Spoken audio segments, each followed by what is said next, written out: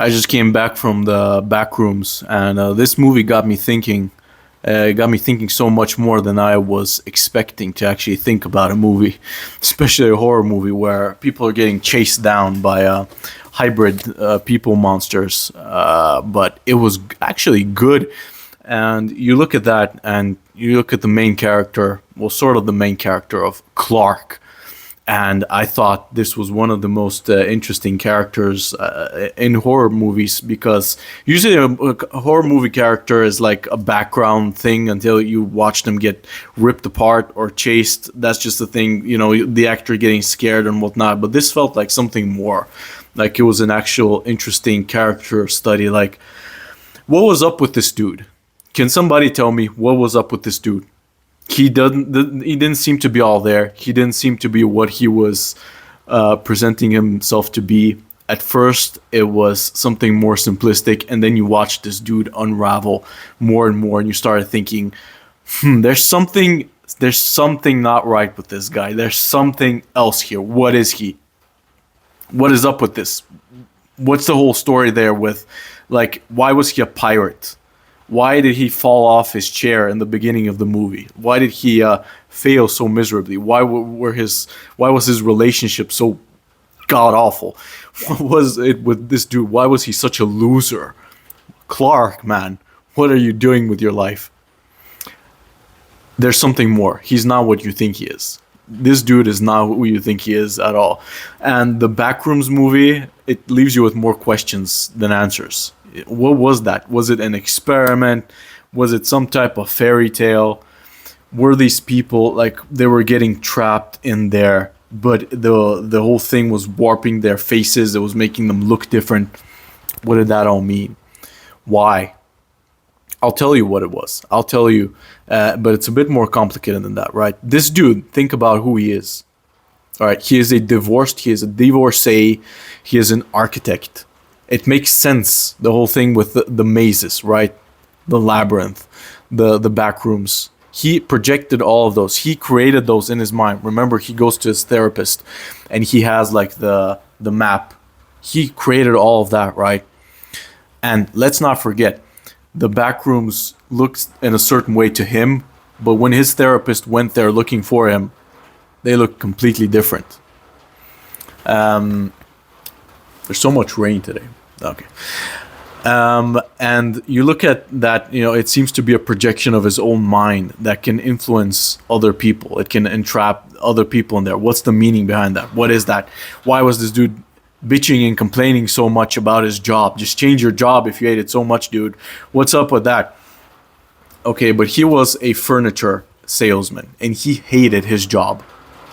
That's the thing. He hated working at that furniture shop. He wanted to do something else, something that was going to be more successful, that pays the bills more. But he couldn't, because that was his potential. So he goes there and he makes a fool out of himself as a pirate or whatever. He's just so unserious. But that pirate costume represented everything that he deemed was wrong with him. And also his wife, by the way, who looked at him, that she probably saw the commercial as well, and she just thought her man was an absolute clown doing that. Now, there was this weird thing, right, with his therapist that I noticed in the very first scene. She was like, reenact your wife, like pretend you're talking to your wife. I'm your wife now, not your therapist. And this dude just goes off on her. He's like, I am like in here trying to support your lazy, all that stuff. And the therapist actually gets kind of pissed at him. Like, why, like, you're his therapist.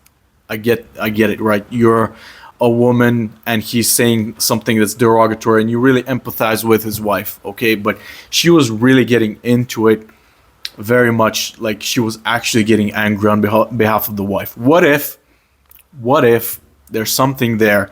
Because let's not forget, Clark is an unreliable narrator. The therapist is an unreliable narrator, because we see their traumas and how they were like warped into the back rooms also, and you see their memories. So none of these people are like, you can't trust reality the way that you see it presented in the movie.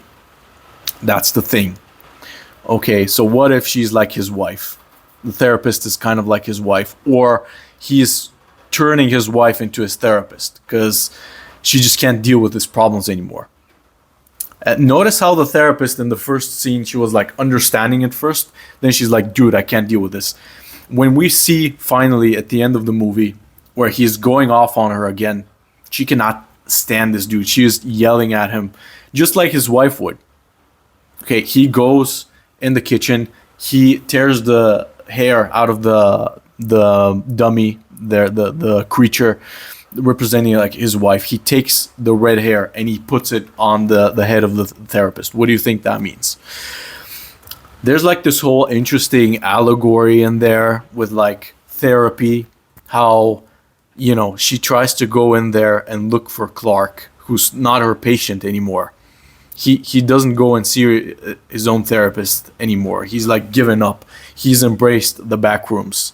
His mind has completely warped him. He's isolated himself from everyone.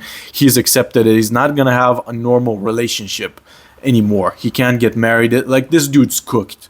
She's going into his mind, trying to help him. She's going above and beyond. And what does he tell her?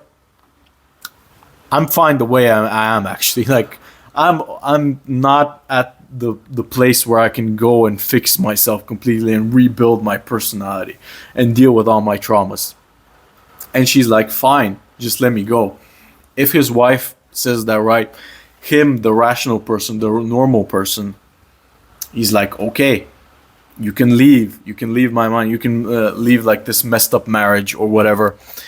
But what happens then, his like warped version comes into the back rooms and chases her, and you know, he kills Clark, the real version of him. And what happens then? She goes into this like furniture store that's like the way his mind, or maybe the way his wife sees the furniture store, like a warped, messed up version of it. She goes there and she breaks his wooden leg and he falls just in the same place that he fell in the first scene, like when he was making the commercial. Is that a coincidence? No, I think all those things were very intentional. They were very interesting.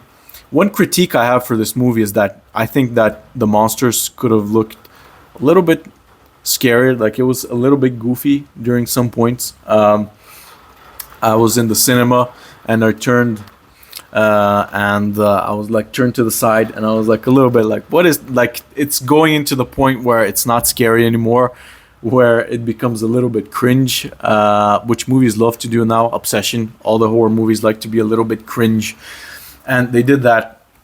And I felt like the original Kane Parsons YouTube videos were a tad bit scarier than this was. Like, it's so much scarier watching a Gmod of Barack Obama's face chasing you in the back rooms than like whatever CGI super like effects they had of Clark as a pirate chasing her. It just seemed like too cartoony, and it wasn't like, you see that it scares her, but I watched this on the big screen, okay?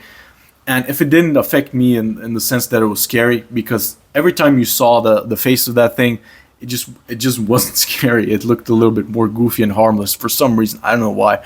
Like, they just should have had the face of, like, the way that you have those YouTube videos from the memes would have been even better. But or whatever. Like, this was too done up with effects, in my opinion. But still, it was the way that the build-up was, the way that the walking through the rooms and the claustrophobic feeling of that was very well done. And yeah, that was pretty successful. But once you saw the monsters themselves, good thing that they didn't show them that well, okay? But that's not the main point, right? The main thing that haunts people is the memories of people. You don't, like, the way that you can never really imagine something being the way it really is. You don't really remember a person the way they were through time. They just become different again and again and again, to the point where your memory is not even reliable at all. That's just the way that your brain works. And this movie explores that concept in a very terrifying, very meaningful way. I thought it was a very interesting take on that whole idea. And yeah, this is the video on why this character isn't who you thought he was. Like, he was just completely different, and it's a lot more menacing once you think about it. Like those back rooms were probably not really real, but they're more an allegory for what happens when a person just, completely isolates themselves in their own house. Remember, this dude is sleeping in his own furniture shop. He doesn't leave it. He's not getting any clients. He's divorced. He barely talks to people aside from the two people there, like the two young kids. I don't remember their names. He goes further into the furniture shop and he gets lost basically in his own mind, the mind of an architect. Interesting. This is one of those movies where you could see a sequel. A sequel to this would be interesting. It's probably going to come out soon, the way things are going, because this is a movie with a lot of potential. And yeah, I enjoyed this one.